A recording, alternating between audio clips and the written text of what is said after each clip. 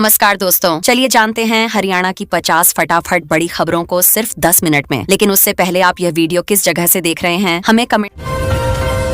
प्रधानमंत्री आज Noida international airport का उद्घाटन करने वाले हैं और इसका असर हरियाणा के फरीदाबाद और पलवल जैसे इलाकों पर साफ दिखेगा। लोग मान रहे हैं कि अब यहां तेजी से इंडस्ट्रियल और रियल एस्टेट विकास होगा, रोजगार के नए मौके बढ़ेंगे और कनेक्टिविटी पहले से काफी बेहतर हो जाएगी। हरियाणा सरकार की सूर्य घर योजना के तहत अब सोलर पैनल लगवाने वालों के लिए प्रक्रिया तेज कर दी गई है। नए पोर्टल पर रजिस्ट्रेशन आसान बनाया जा रहा है ताकि ज्यादा लोग इसका फायदा उठा सकें, बिजली बिल कम हो और लोगों को लंबे समय में आर्थिक राहत के साथ पर्यावरण को भी फायदा मिले। आज से पूरे हरियाणा में सरसों की सरकारी खरीद शुरू हो गई है, जिससे किसानों को बड़ी राहत मिलने की उम्मीद है। मंडियों में व्यवस्था मजबूत की गई है ताकि किसानों को किसी तरह की परेशानी न हो और उन्हें उनकी फसल का सही दाम समय पर मिल सके और उनकी आमदनी बेहतर हो सके। किसानों के लिए सोलर पंप आवंटन की प्रक्रिया भी अब तेज कर दी गई है। काफी समय से लंबित वेटिंग लिस्ट को धीरे धीरे क्लियर किया जा रहा है, जिससे किसानों को सिंचाई में सुविधा मिलेगी, बिजली पर निर्भरता कम होगी और खेती की लागत घटने से उनकी आय में भी सुधार आएगा।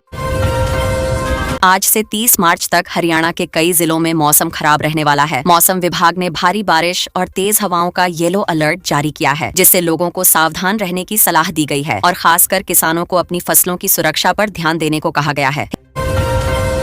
हिसार, फतेहाबाद और सिरसा जैसे इलाकों में ओलावृष्टि की चेतावनी दी गई है। प्रशासन ने किसानों को पहले से सतर्क रहने के निर्देश दिए हैं ताकि फसलों को होने वाले नुकसान को कम किया जा सके और समय रहते जरूरी कदम उठाकर नुकसान से बचाव किया जा सके।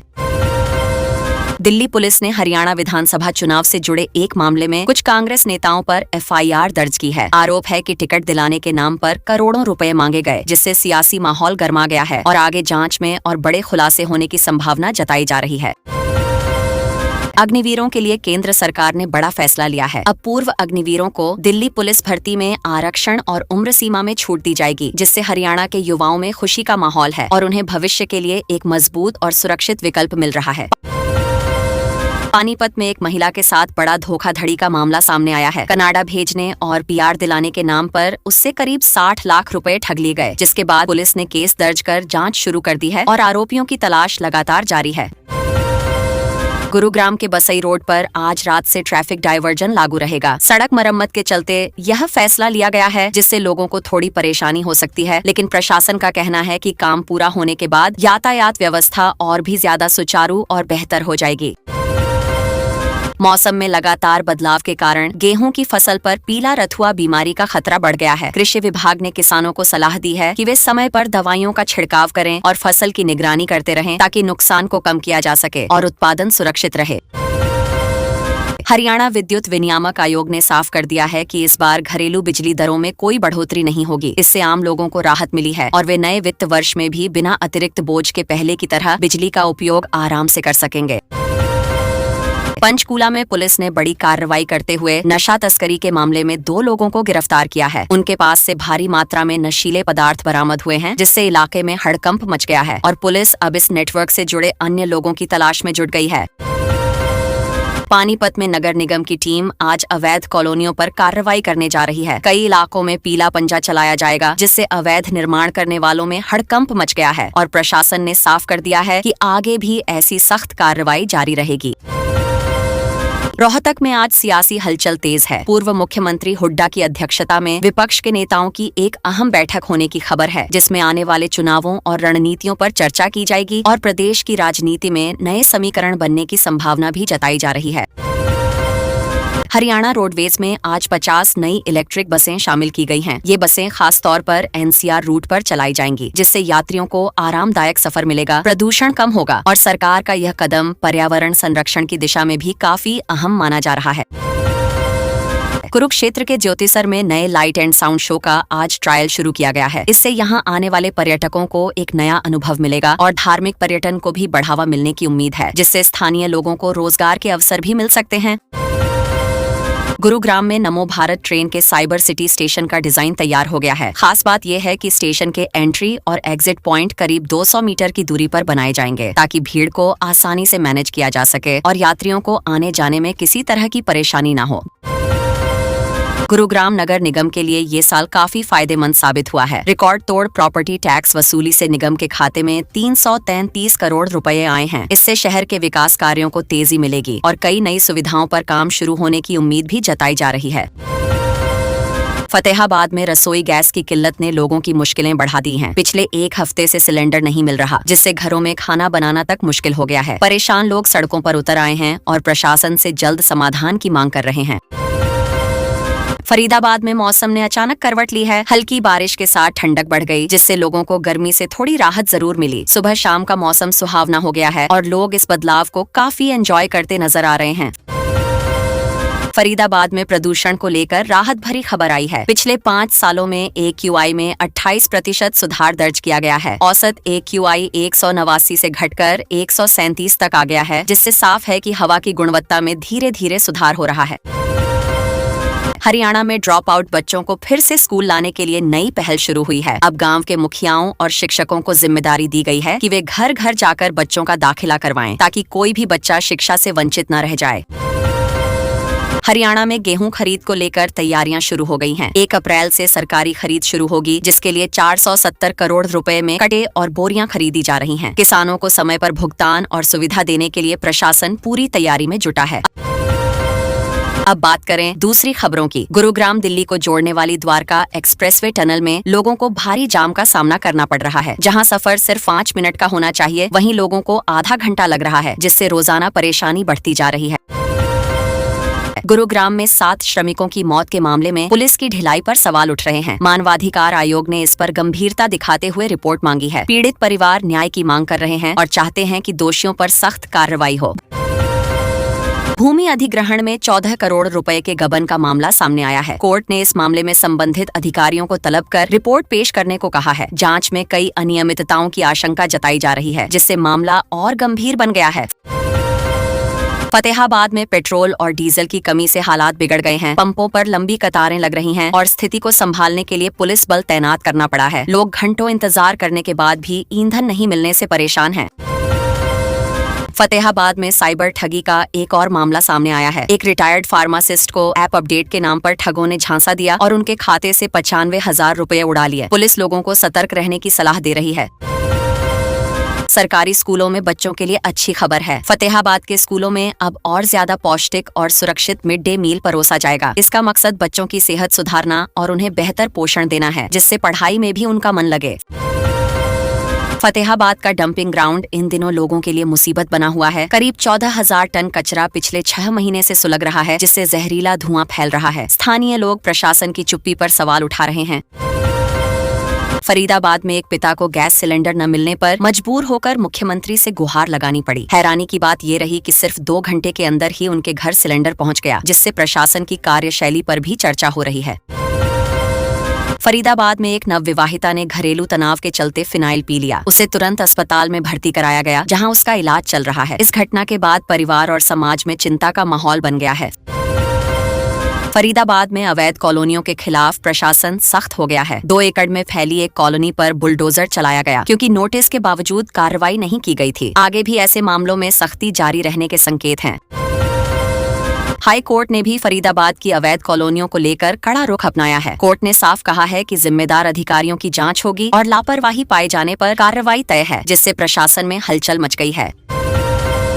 हरियाणा में बैंक घोटाले का बड़ा मामला सामने आया है। नगर निगम के 150 करोड़ रुपए के गबन में एक रिलेशनशिप मैनेजर को गिरफ्तार किया गया है। जांच एजेंसियां अब पूरे नेटवर्क को खंगालने में जुट गई हैं। डबलैन रोड पर तीसरे STP के निर्माण की योजना बनाई गई है। इसके लिए धनौरी ड्रेन तक 27 किलोमीटर लंबी पाइपलाइन बिछाई जा चुकी है। इससे शहर की सीवरेज समस्या को काफी हद तक कम करने की उम्मीद जताई जा रही है। हरियाणा की राजनीति में क्रॉस वोटिंग को लेकर घमासान मचा हुआ है। शैली चौधरी और जरनैल सिंह ने सभी आरोपों को नकारते हुए कहा कि उन्होंने कांग्रेस प्रत्याशी को ही वोट दिया है, जिससे मामला और गर्मा गया है। करनाल में जमीन विवाद ने हिंसक रूप ले लिया। 2 भाइयों के बीच शुरू हुआ झगड़ा खूनी संघर्ष में बदल गया, जिसमें दोनों पक्षों से 2 लोगों की मौत हो गई। इलाके में तनाव है और पुलिस ने सुरक्षा बढ़ा दी है। PNG कनेक्शन के लिए आवेदन करने के बावजूद लोगों को सुविधा नहीं मिल रही। कई लोग महीनों से इंतजार कर रहे हैं, लेकिन कोई सुनवाई नहीं हो रही। इससे लोगों में नाराजगी बढ़ती जा रही है और वे समाधान की मांग कर रहे हैं। हरियाणा में ढाबा और रेस्टोरेंट चलाने वाले लोग इन दिनों परेशान हैं। गैस एजेंसियों के पास कॉमर्शियल सिलेंडर नहीं है, जिससे उन्हें गोदामों के चक्कर लगाने पड़ रहे हैं। कारोबार पर इसका सीधा असर देखने को मिल रहा है। पंचकूला में स्वास्थ्य सेवाओं को बेहतर बनाने के लिए HIV टेस्टिंग लैब स्थापित की गई है। इससे मरीजों को समय पर जांच और इलाज की सुविधा मिलेगी। प्रशासन का कहना है कि इससे जागरूकता भी बढ़ेगी और संक्रमण पर नियंत्रण में मदद मिलेगी। जींद और कैथल सीमा पर पुलिस ने सख्त नाकाबंदी कर दी है। गैंगस्टरों के बीच तनाव की खबरों के बाद यह कदम उठाया गया है ताकि किसी भी तरह की अप्रिय घटना को रोका जा सके और इलाके में शांति और कानून व्यवस्था को बनाए रखा जा सके। अंबाला में आज 12 करोड़ रुपए के सीवरेज प्रोजेक्ट का निरीक्षण किया गया। इससे शहर की जल निकासी व्यवस्था बेहतर होगी और लोगों को जल भराव और गंदगी की समस्या से राहत मिलने की उम्मीद है, जिससे उनका दैनिक जीवन पहले से ज्यादा आसान हो सकेगा। यमुनानगर में अवैध खनन को रोकने के लिए अब ड्रोन से निगरानी शुरू कर दी गई है। प्रशासन का कहना है कि इससे खनन माफिया पर लगाम लगेगी और नदी क्षेत्र को सुरक्षित रखा जा सकेगा, जिससे पर्यावरण संतुलन बनाए रखने में भी मदद मिलेगी। हरियाणा के सभी जिलों में आज मेधावी छात्रों को सम्मानित किया जा रहा है। 10वीं और 12वीं के होनहार विद्यार्थियों को मंच पर बुलाकर पुरस्कार दिए जा रहे हैं, जिससे अन्य छात्रों को भी प्रेरणा मिल रही है और शिक्षा के प्रति उनका उत्साह बढ़ रहा है। सोनीपत में इंडस्ट्रियल विकास को लेकर आज HSIIDC की बैठक होनी है। नई कंपनियों को प्लॉट आवंटन पर चर्चा होगी, जिससे क्षेत्र में निवेश बढ़ेगा और युवाओं के लिए रोजगार के नए अवसर भी तेजी से पैदा होने की संभावना बन रही है। रेवाड़ी के ग्रामीण इलाकों में आज विशेष स्वास्थ्य शिविर लगाए गए हैं। यहाँ कैंसर और ब्लड प्रेशर जैसी बीमारियों की जांच की जा रही है, जिससे लोगों को अपने ही गांव में बेहतर स्वास्थ्य सेवाएं मिल रही हैं और उन्हें समय पर इलाज की सुविधा भी मिल पा रही है। शिक्षा विभाग ने प्राइवेट स्कूलों को सख्त निर्देश दिए हैं कि वे अभिभावकों पर किसी खास दुकान से किताबें खरीदने का दबाव न बनाएं। इससे माता पिता को राहत मिलेगी और वे अपनी सुविधा और बजट के अनुसार किताबें खरीद सकेंगे, जिससे अनावश्यक खर्च से बचाव होगा। भिवानी में नहर की मरम्मत के कारण कई इलाकों में पानी की सप्लाई प्रभावित रहेगी। प्रशासन ने पहले ही लोगों को सूचित कर दिया है ताकि वे पानी का सही उपयोग करें और जरूरत के हिसाब से पानी जमा कर लें, जिससे किसी तरह की परेशानी से बचा जा सके। महेंद्रगढ़ में आज जिला स्तरीय पशु मेले का आयोजन किया जा रहा है। इससे पशुपालन को बढ़ावा मिलेगा और किसानों को अपने पशुओं के अच्छे दाम मिलने का मौका मिलेगा, जिससे उनकी आमदनी में सुधार होने की उम्मीद जताई जा रही है। हरियाणा साइबर पुलिस ने नए तरह के पार्ट टाइम जॉब स्कैम को लेकर चेतावनी जारी की है। लोगों को सलाह दी गई है कि वे किसी भी अनजान लिंक या ऑफर पर भरोसा न करें और सतर्क रहें, ताकि वे ऑनलाइन ठगी से खुद को सुरक्षित रख सकें।